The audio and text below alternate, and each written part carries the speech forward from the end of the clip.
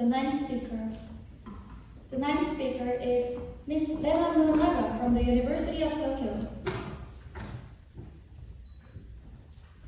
She will deliver her speech under the title of The Garbage's Whereabouts. Then, Ms. Muronaga, would you come to the center of the stage? Sure.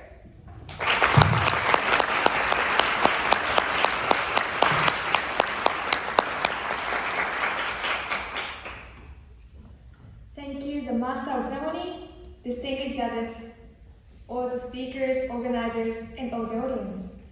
Good afternoon, everyone. Good afternoon. Thank you. Please imagine you go to a big shopping mall. Trendy clothes, cups of toys, and cups with funny designs. All of them look attractive. Your shopping cart will soon be full.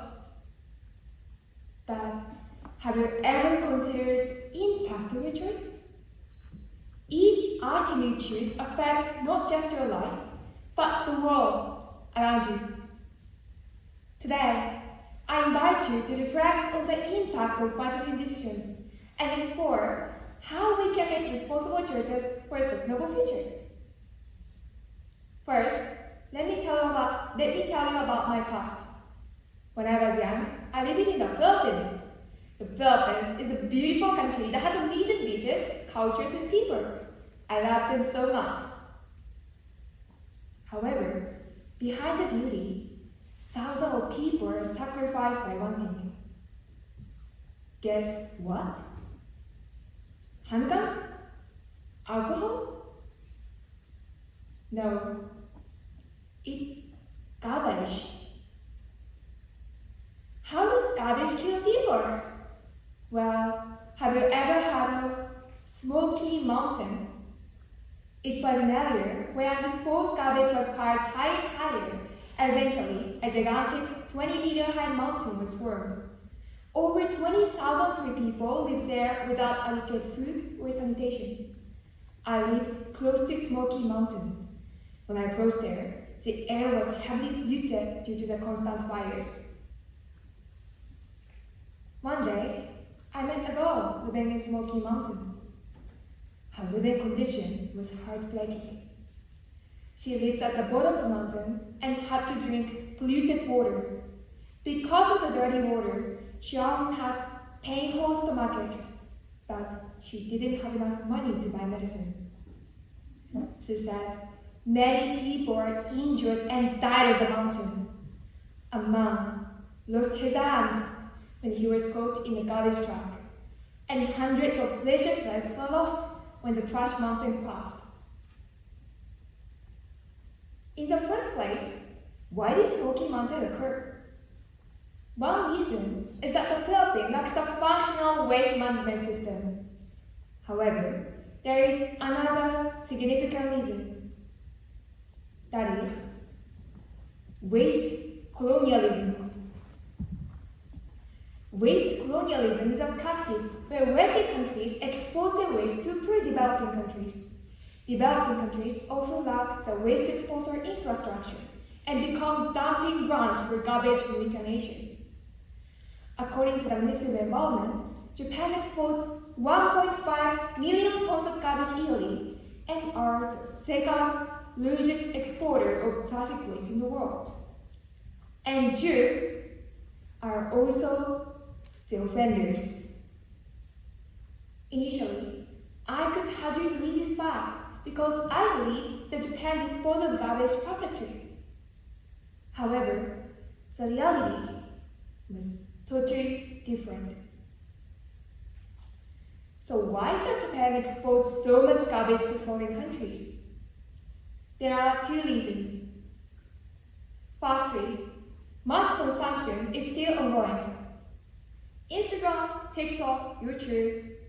In our daily lives, we are constantly exposed to advertisements urging us to buy more. Every week, fashion brands propose new designs, and consumers blindly follow to buy unnecessary clothes. In fact, in Japan, each person has 35 pieces of clothing that they never wear in a year. This mass consumption results in a large amount of waste. Secondly, There is limited space for landfills in Japan. As you know, Japan is a small country with a large population, and we don't have enough places to landfill garbage. Therefore, Japan exports garbage that we cannot process ourselves. However, the situation is now changing. In 2021, international regulation on plastic waste export was revised. Countries cannot export non-recyclable plastic waste. That means Japan must dispose of its own waste. We lost our escape route. You may think like this. Okay, but the amount of exported garbage will be reduced. It's good for developing countries. However, according to the Ministry of Environment, in just 23 years, Japan's final disposal facility will run out of space. In 23 years, we will lose the capacity to dump garbage, and cities will be occupied by it. The next victim will not be from Smoky Mountains of Philippines, but you. You may become a victim of a second Smoky Mountain, like here in Japan. Then, what can we do? There are the famous keywords 3R: reduce, reuse, and recycle. But today, I'd like to suggest 2 more words that can promote waste reduction. First R is refuse. Stop buying items that are likely to become trash and value eco-friendly products. For example, how about bringing your water bottle instead of buying plastic bottles from vending machines? One person consumes 200 plastic bottles yearly. Since returning from the Philippines, I have stopped using plastic bottles and bought my own instead. In total, I have reduced 1,200 plastic bottles. Refusing items is a small step, but if you maintain your efforts, it can lead to a big achievement. The second law is repair. Don't immediately throw away broken items. Repair it and use it for longer. Last summer, I broke a plate. I thought of throwing it away, but it isn't eco-friendly. So I decided to repair it by kintsugi, reconnecting the fragment with gold, and something wonderful happened. I found that the plate became fashionable and was even nicer than before. Repairing not only extends the item's lifespan, but can create new value. Repairing turns garbage into treasure. Please imagine again, you go to a shopping mall. Trendy clothes, capsule toys, and cups with funny designs. You will hand carefully each for those items, but hold on a second. Remember, in 23 years, we will lose capacity to dump garbage. If we don't act now, the city will be covered with garbage and damage our house.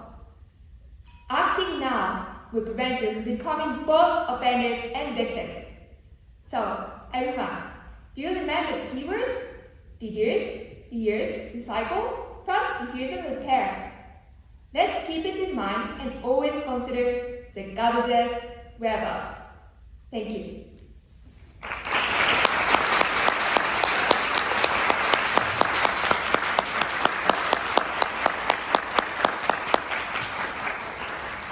Thank you, Ms. Muronaga. Now, we will have the question and answer session. Mr. Iboshi, please. Okay, good afternoon, Muronaga-san. Good afternoon. Okay, thank you very much for your speech, and how do you feel right now? I was nervous, but I was really enjoyed this. And I enjoyed this speech, but now I'm nervous to this come again because I have to make some Q&A. Okay. Alright, so my first question is about the shocking fact that Japan exports lots of garbage to developing countries. But considering that such kind of trade, developing countries accept importing garbage from developed countries. So why is that? Why do developing countries accept garbage? Okay, thank you. Well, one reason is because of some economic reasons. By accepting garbage, that means buy some garbage from developed countries. So that's why for developing countries, it is a source of profit. Therefore, they import some garbage from developed countries. So will the imported garbage only go to the Smoky Mountain, for example, in the Philippines, or those garbages will change into something clothes or other, plastic bottles, etc.